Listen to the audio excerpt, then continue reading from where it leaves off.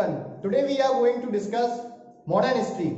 Topic is emergence of independent states.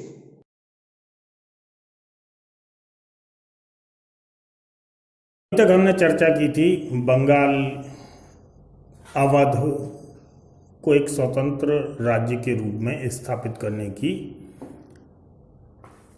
किस नवाब ने इन राज्यों को व्यवहारिक रूप से दिल्ली की सत्ता से आजाद कराया। अब हम चर्चा करते हैं आमेर की।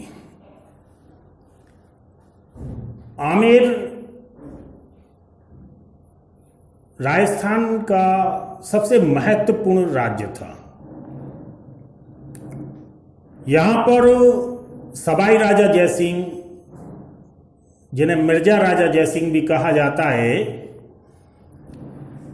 जयसिंह ने दिल्ली की सत्ता से अपने आप को आजाद कराया था। मैंने आपको बताया था पिछली वीडियो में, दिल्ली की सत्ता जैसे जैसे कमजोर होती चली गई, बहुत सारे राज्य अपने आप में स्वतंत्र होते चले गए। राजा जयसिंह 1699 से 1743 तक आमेर पर शासन किए हैं। आमेर को वास्तविक स्वरूप जो दिलाया है, जयसिंह ने यह वास्तविक स्वरूप जाटों से जयपुर नगर को छीनकर इसे अपनी राजधानी बनाया था। जयपुर भारत का पहला ऐसा नगर था जिसे तकनीकी रूप से या आधुनिक तरीके से बसाया गया था। इस नगर के मार्केट, निवास स्थल, राजमहल, बाग बगीचे, यानी इन सबको उसने व्यवस्थित तरीके से बसाया। इसके साथ ही जयसिंह एक बुद्धिजीवी व्यक्ति था और उसे कई भाषाओं का ज्ञान था। सबसे खास बात यह थी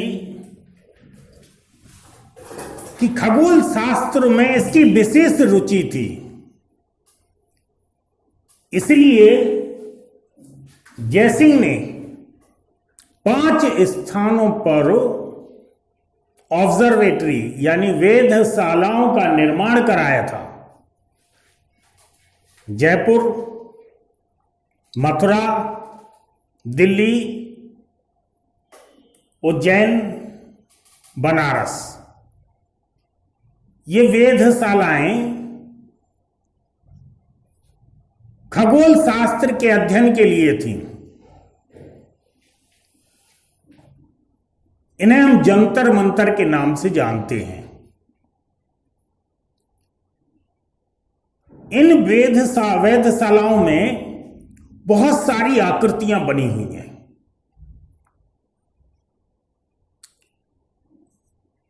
यदि हम प्रत्यक्ष रूप से इन्हें देखते हैं तो अजीब सी दीवारें बनी हुई हैं, जहां से समय का, दिनों का, यानी एक प्रकार से कैलेंडर, नक्षत्र, ये सारे के सारे ज्ञान इन ऑब्जर्वेटरी से किया जाता था। सवाई राजा जयसिंह ज्योतिष शास्त्री, खगोल शास्त्री, गणितज्ञ और एक अच्छा समाज सुधारक भी था। बहुत सारे ग्रंथों का इसने अध्ययन किया और अनेक ग्रंथों का इसने संस्कृत में अनुवाद कराया, जिससे कि उन ग्रंथों के बारे में ये अधिक से अधिक पकड़ बना सकें। समाज सुधार के संदर्भ में कहा जाता है कि इसने राजस्थान में कन्या शिशु हत्या को रोकने का प्रयास किया और सती प्रथा पर भी कुछ कार्य किया था। लेकिन इसका जो सबसे बड़ा कार्य है वो राजपूताना में दहेज प्रथा को रोकने का कार्य किया था इसने खगोल शास्त्र पर एक सारणी तैयार कराई थी और उस सारणी का नाम जीज मोहम्मद शाही रखा। जीज मोहम्मद शाही, ये सारणी इसने मुगल बादशाह मोहम्मद शाह को समर्पित की थी। यूक्लिड के ग्रंथ का भी इसने संस्कृत में अनुवाद कराया था और अनेक अन्य भाषाओं के ग्रंथों का भी संस्कृत में अनुवाद कराया, जिसमें इसने एक ब्राह्मण जगन्नाथ की सहायता ली थी जो संस्कृत का प्रकांड विद्वान था। राजा जयसिंह ने हिस्टोरिका कोएलिस्टिक ब्रिटेनिका एक ब्रिटिश ग्रंथ था खगोल शास्त्र पर, इसका अध्ययन किया। टेबलो एस्ट्रोनॉमी का एक पुर्तगीज ग्रंथ था, पुर्तगाली ग्रंथ था, यह भी खगोल शास्त्र का ग्रंथ था, इस पर भी इसने अध्ययन किया। जीज उलुग वेगी एक टर्की ग्रंथ था, इसका अध्ययन किया। और टॉलमी के ग्रंथ अल्माजेस्ट का भी इसने अध्ययन किया था। इन सभी ग्रंथों का अध्ययन करने के बाद खगोल शास्त्र पर इसने बहुत सारे विचार प्रकट किए थे। आमेर के इस राजा को वास्तव में देखा जाए तो खगोल शास्त्री के रूप में ही जाना जाता है। मुगल सत्ता का एक वफादार व्यक्ति था, लेकिन व्यवहार से अपने राज्य को स्वतंत्र बनाए रखा। आमेर के बारे में हमें केवल इतना ही जानना था भी कि आगे चल के आधुनिक भारत में आमेर क्या रोल प्ले करता है। हैदराबाद राज्य का संस्थापक निजाम उल मुल्क उर्फ चिनकिलिच खान को माना जाता है। निजाम उल मुल्क मुगल सत्ता में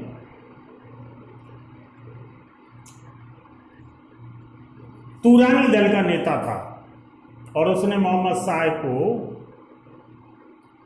दिल्ली की सत्ता, दिल्ली की गद्दी पर यानी बादशाह बनाया था। निजाम उल मुल्क के बारे में कहा जाता है कि बादशाहत के प्रति वह एक वफादार व्यक्ति था जो मुगल बादशाह को बार बार सजेस्ट करता रहता था कि हिंदुस्तान से बाहर के राज्यों में बड़े राजनीतिक परिवर्तन हो रहे हैं और मुगल बादशाह का कर्तव्य बनता है कि वह प्रत्यक्ष राजनीति में भाग ले और अपने अधिकारियों को नियंत्रित करे।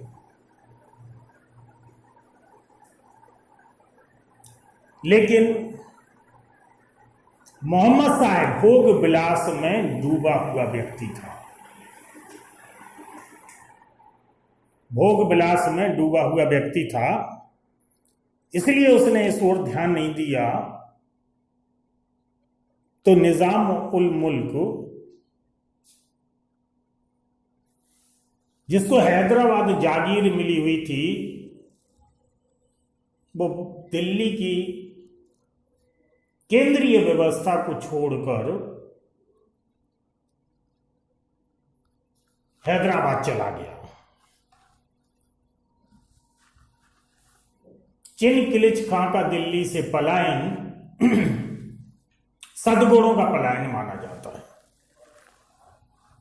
हालांकि उसने सैद्धांतिक रूप से मुगल सत्ता से हैदराबाद को अलग नहीं किया, लेकिन व्यवहारिक रूप से वह एक स्वतंत्र राज्य की तरह उपभोग करता रहा। हैदराबाद राज्य में ही कर्नाटक की सूबेदारी आती थी, जिसका सूबेदार निजाम उल मुल्क ने सादत उल्ला खां को बनाया। सादत उल्ला खां ने चिनकिलिच खां की अनुमति के बिना अपना उत्तराधिकारी दोस्त अली को घोषित कर दिया। दोस्त अली को उत्तराधिकारी घोषित करने का अर्थ यह हुआ कि इसने कर्नाटक राज्य को हैदराबाद से पृथक कर लिया। तो यहां पर हम देखते हैं कि दो राज्य उभर कर सामने आ गए, एक हैदराबाद और एक कर्नाटक। इसके बाद हम मैसूर राज्य के बारे में चर्चा करते हैं।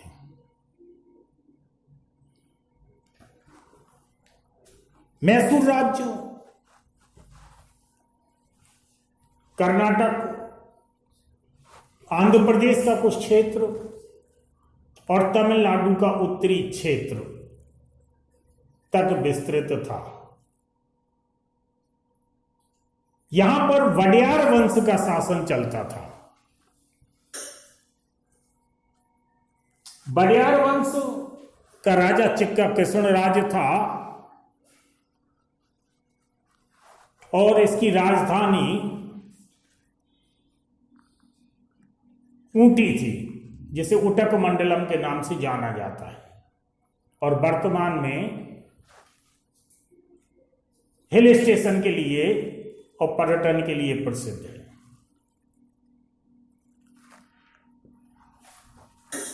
चिक्का कृष्णराज एक आलसी टाइप का राजा था। उसकी राजनीतिक शक्ति का प्रयोग उसके दो अधिकारी देवराज, जैसे दुलबई के नाम से भी जाना गया, और नंदराज, जिसे सर्वाधिकारी के नाम से भी जाना जाता है, ये दो अधिकारी उसकी सत्ता का उपभोग कर रहे थे। और उसकी सेना का प्रधान हैदर अली था। हैदर अली ने जब देखा कि चिक्का कृष्णराज के समय राज्य की जनता बहुत ज्यादा त्रस्त हो रही है,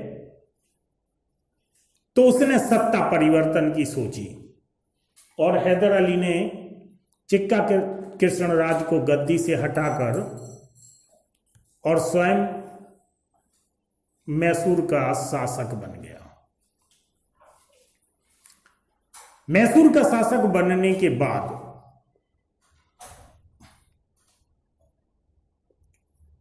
उसने राजस्व प्रबंधन किया। फ्रांसीसियों की सहायता से अपनी सेना का आधुनिकीकरण किया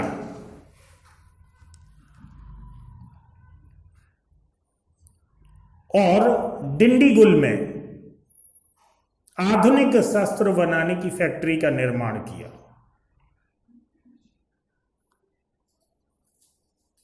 इसके साथ ही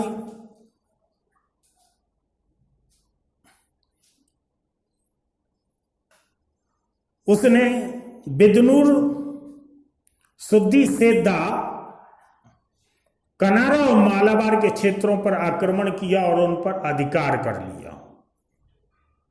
अब तक हम बंगाल, अवध, मैसूर जैसे राज्यों की चर्चा कर चुके थे कि इन राज्यों की स्थापना किसने की स्वतंत्र रूप से, क्योंकि जब फ्रांसीसी और अंग्रेजी ताकत आपस में प्रतिस्पर्धा करेंगी तो किसी न किसी रूप में ये राज्य हमारे सामने आएंगे।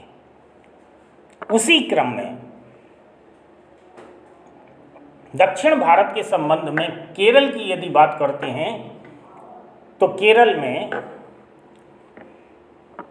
4 राज्य उभरकर सामने आए थे। इन 4 राज्यों में क्विलोन, त्रावणकोर, कालीकट और चिरक्कल राज्य थे। कालीकट और त्रावणकोर ये 2 महत्वपूर्ण राज्य थे। कालीकट में जमोरिन का शासन था। आपने इतिहास में पढ़ा होगा कि जब पुर्तगाली आए थे, अर्थात वास्को डी गामा जब आया था तो उसने अपना जहाज इसी तट के किनारे लगाया और सबसे पहले वो जमोरिन से मिला था। जमोरिन ने इस यूरोपीय व्यापारी का स्वागत किया और यहाँ से वो अपने मसालों का जहाज भरकर ले गया था। त्रावणकोर की बात करते हैं तो त्रावणकोर का एक महत्वपूर्ण राजा था मार्तंड वर्मा। मार्तंड वर्मा एक बुद्धिजीवी था और उसने अपनी सेना का आधुनिकीकरण किया और एक मजबूत सैन्य तंत्र तैयार किया था। इसके संदर्भ में कहा जाता है कि इसने क्विलोन और मलाया के क्षेत्र को डचों से छीन लिया था। 18वीं सदी में एक और शासक उभरकर सामने आता है जिसका नाम था राम वर्मा। राम वर्मा अंग्रेजी भाषा का ज्ञाता था, विद्वान व्यक्ति था और माना जाता है कि इसी के समय मलयालम भाषा का तेजी से विकास हुआ था, यानी इसका शासन काल मलयालम भाषा के पुनर्जागरण काल कहलाता है।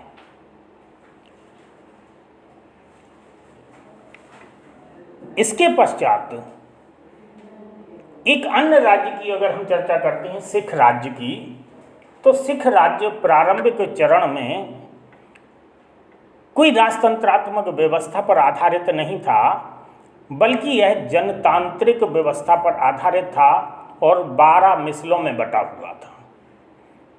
सिख राज्य का वास्तविक स्वरूप हमें राजा रणजीत सिंह के समय मिलता है,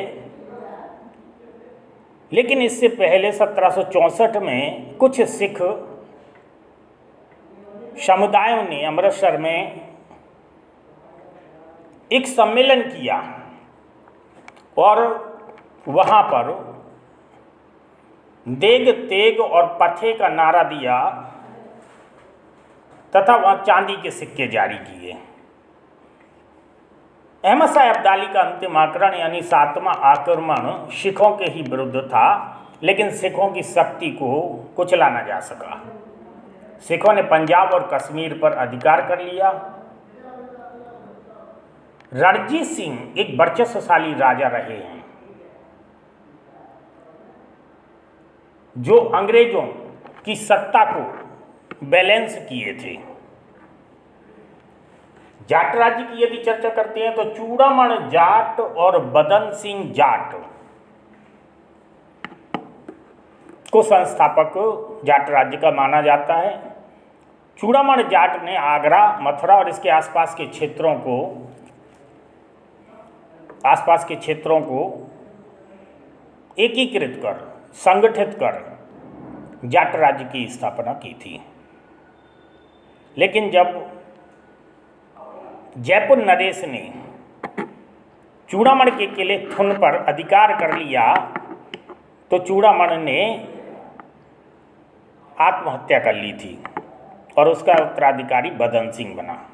जाट राज्य को शीर्ष पर सूरजमल जाट ने पहुंचाया था। अब्दाली के आक्रमण के समय बदन सिंह जाट यहाँ पर शासन कर रहा था। अब्दाली ने इसे राजा और महेंद्रा की उपाधि दी थी। सूरजमल जाट के बाद जाटों का अस्तित्व कमज़ोर पड़ गया और इसके बाद लगभग यह समाप्त हो गया। अब तक ये हमने उन राज्यों की चर्चा की है जो राज्य अंग्रेजों के साथ चर्चे में आने वाले हैं। Thanks for watching our video. If you are having any doubts regarding to a topic, you can mention them in comment box. Please subscribe our channel. Thank you.